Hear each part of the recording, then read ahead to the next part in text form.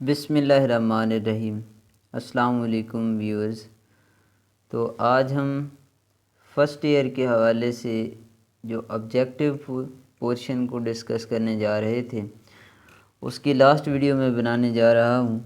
इससे कबल जो वीडियोस मैं बना चुका हूँ आई बटन में आपको लिंक दे दूँगा, डिस्क्रिप्शन में भी उनके लिंक्स आपको मिल जाएंगे। आप उन वीडियोस को भी ज़रूर देखें और कमेंट सेक्शन में अपनी राय का इजहार भी ज़रूर करें। किसी भी किस्म के डाउट की सूरत में भी आप कमेंट में पूछ सकते हैं। तो हम देखने जा रहे हैं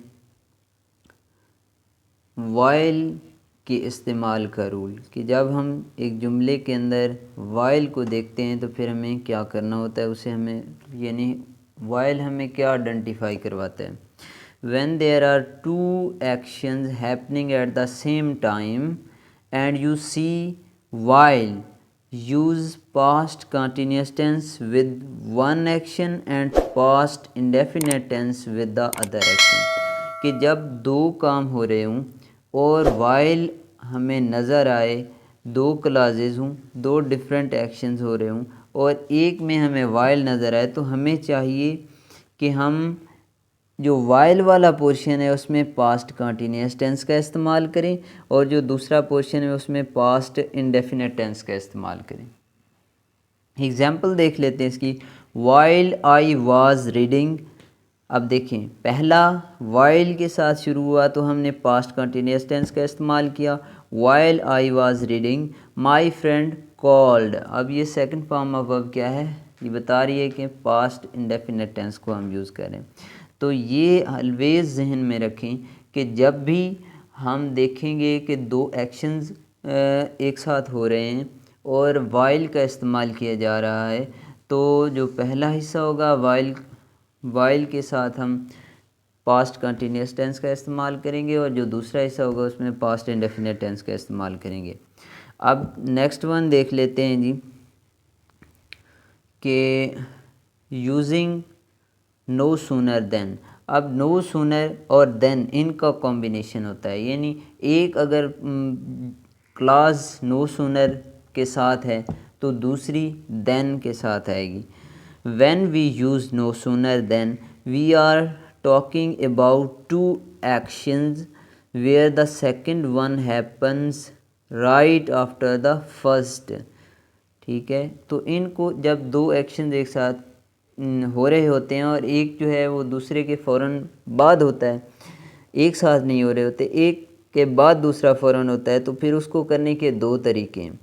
एक तरीका ये है कि दोनों ही क्लॉजेज़ पास्ट इंडेफिनिट टेंस में रखी जाएं और दूसरा ये है कि पहला जो पोर्शन है, पहली क्लॉज जो है, फर्स्ट एक्शन जो है वो पास्ट परफेक्ट में रखा जाए और second action past indefinite tense में रखा जाए। दोनों तरीक़ों की एक एक एग्ज़ाम्पल मैं आप लोगों के सामने रखता हूँ। No sooner did I arrive than the show started. मैं पहुँचा ही, मेरे पहुँचने को इतनी देर नहीं हुई थी, यानी मैं पहुँचा ही था कि शो शुरू हो गया। ये दोनों पास्ट में, पास्ट इंडेफिनिट टेंस में।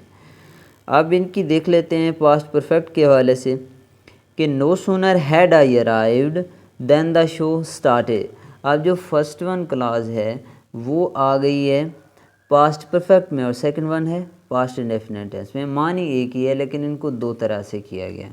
तो ये आप लोगों को जहन नशीं रहे कि नो सूनर देन का इस्तेमाल किस किस के साथ होता है। लास्ट वन हम लोग देख लेते हैं रूल को कि फ्यूचर परफेक्ट फॉर डेडलाइंस, यानी अगर हमें बताया जाए कि फ्यूचर में ये काम मुकम्मल हो जाएगा या ऐसा हो जाएगा, ये हो जाएगा, तो उसके लिए हम फ्यूचर परफेक्ट का इस्तेमाल करते हैं। लेट्स सपोज देख लेते हैं। When there is a deadline और a specific time to finish an action in the future we use future perfect. So Ali will have finished his homework by Monday. सोमवार तक अली अपना काम ख़त्म कर चुका होगा। So this is the deadline that Ali will have finished his homework by Monday. तो इसमें हमने देख लिया कि कोई भी डेडलाइन या स्पेसिफिक टाइम जो दिया गया हो फ्यूचर में किसी टास्क को कंप्लीट करने का, उसके लिए हम फ्यूचर परफेक्ट टेंस इस्तेमाल करते हैं। तो ऑब्जेक्टिव पोर्शन फर्स्ट ईयर के हवाले से उसका सिलसिला आज ख़त्म होता है।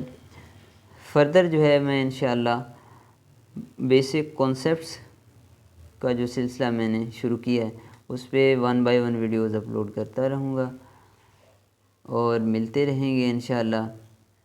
अपना बहुत सारा ख्याल रखिएगा, दुआओं में याद रखिएगा। मिलते हैं नेक्स्ट वीडियो में, तब तक के लिए अल्लाह हाफिज़।